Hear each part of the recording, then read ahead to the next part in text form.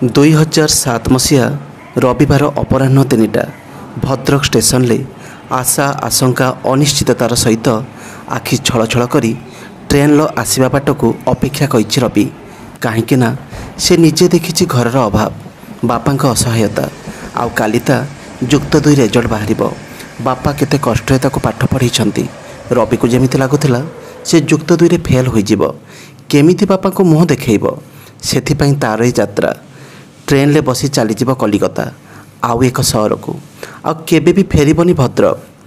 ठीक 4टा बेले ट्रेन आसी पहुँचला। टिकेट काटिबा परे ता पाखरे मात्र 300 टंका थाए। ट्रेन ले बसीगला रवि बापा पई एक चिट्ठी लिखिथिला हेले साहस पाइलानी बापा को देबाकू। चिठीटी रवि पकेट थिला। ट्रेन जेतिकी गतिशील हेउथाए रवि हृदयर स्पंदन सेतिकी बढ़ी बढ़ी जाउथाए। ठीक राति 9टारे ट्रेन जाई पहुँचला हावड़ा स्टेशन ले। रवि एक दीर्घ निश्वास छाड़ला और ट्रेन ले ओह्लैला। आउ से जहाँ देखिला ता मुंड घूरीगला। हावड़ा स्टेशन थिला जनसमुद्र। केवल लोकों मुंड व्यतीत आउ किछि भी देखा जाउ नथिला। किछि समय भितरे स्टेशन भितरे गहली कमिला। राति 10टा बाजी जाइथिला। एते रातिरे से कुआडे जीव एकथा से भाभी चलीथिला। भाभी भाभी स्टेशन भितरे थिबा एक बेंच उपरे बसी पड़िला। एते बड़ स्टेशन से केबे देखि नथिला। रवि खाली भाबुथाए केतेबेले सकाळ हबो आ मो कलिकता सहर भितर को जीवी दुकान होटेल कंपनी को जाई मो पाई गोटे काम मागिबी। हेले से रातिरे हावड़ा स्टेशन भितरे एमिति कौन घटना घटिला जहाँ फरे रवि जीवनर एक नुआ अध्याय आरंभ हैला। एमिति कौन हैला रवि पुणी थरे भद्रक फेरिला। पूरा इंटरेस्टिंग कहानी संपूर्ण शुणु। ठीक राति 11टा स्टेशन लो बेंच उपरे बसी घुमाउथिला रवि। हठात ता निद भांगीगला कहीं 4टा बेंच छाड़ी गोटे बेंच उपरे जड़े 25 ରୁ 30 वर्ष युवतीटी कांदुथिला। ता पाखरे केही भी नथिले। से एकोटिया बसीथिला। देखिले लागुथिला जड़े संभ्रांत परिवारर झियो बोली। रवि भाबुथिला पाखक जीव आउ पचारिब कांदुछ कहीं तुम घर कोठी तमे कुआडे जाउछ। हेले साहस पाइलानी आ निजर अवस्था भी से भल भाबरे जाइथिला। हेले रवि से झियो को नोटिस करुथिला। किछि समय परे 2 जण पुलिस ता पाखक आसिले। कौन कथा हेले के जानी से झियोटी आहुरी जोरे कांदिला। सेमाने पळैले। किछि समय परे 2 जण स्त्री लोक आसिले। से झियो सहित कथा हेबा सहित ता हाथ को टाणुथिले। ये सब किछि मु देखुथिली। निजको आउ रोकी पारलिनी। मु उठी से झियो पाखक जाउथिली। देखिली से झियोटी स्टेशन भितरे थिबा टेलीफोन बूथ भितरे का सहित कथा हेउथला। से झियोटी बूथ भितरे कथा होई कांदी कांदी बाहर को बाहिला। मते देखी तळको मुह करी से बेंच उपरे बसीगला।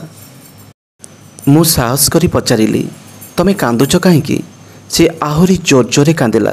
जेतेबे से जाइला मु ओडिया बोली मु ताको बुझाइली आउ कहिली कांदनी कौन होइछि तो कह। से झियोटी ता स्टोरी आरंभ कला। से झियो कहिला मो ना काजल मो घर बालेश्वर बापा मांकर अलिअली झियो मु कहीं के जानी गोटे पुओ को भल पाई बसिली। घरर सब सुना अलंकार आउ टंका धरी से पुओ सहित कलिकता पळै आसिली। आउ से पुओ मते एठी बसई देई मो बैग टंका सुना अलंकार सबु नहीं कुआडे पळैछि। मो पाखरे टंकाटे भी नहीं। मु सकाळु किछि भी खाइनी। एबे मते जोरे भोक लागुछि।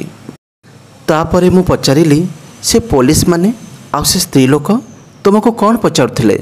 से झियोटी कांदी पकाइला आउ कहिला से स्त्री लोक माने ताको कोठी को डाकुथिले देह बेपार कराइबा पई।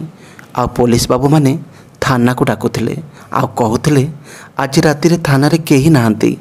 आज रातिटा आम सह बिताओ कहीं मु सकाळु एइठी बसिछि आउ सेमाने मते नोटिस करूछंती। से झियो मोठारू पाखापाखि 10 वर्ष बड़ थिले। मु ताको कहिली काजल दीदी चालो किछि खाई नब आ मो पाखरे बेसी टंका भी नाही। मु आउ काजल दीदी किछि खाई नेलु। तापरे मु काजल दीदी कहिली मो पाखरे बेसी टंका नाही। मु तुम पई गोटे टिकेट काटी देउछि तमे तम घर को पळाओ। मो पाखरे मात्र 200 टंका थिला। काजल दीदी कांदिबारे लागिले आउ कहिले मु घर को जीविनी बापा माँ को केमिति मुँह देखाइबी। मु काजल दीदी को केते बुझेइली हेले से बुझिलेनी।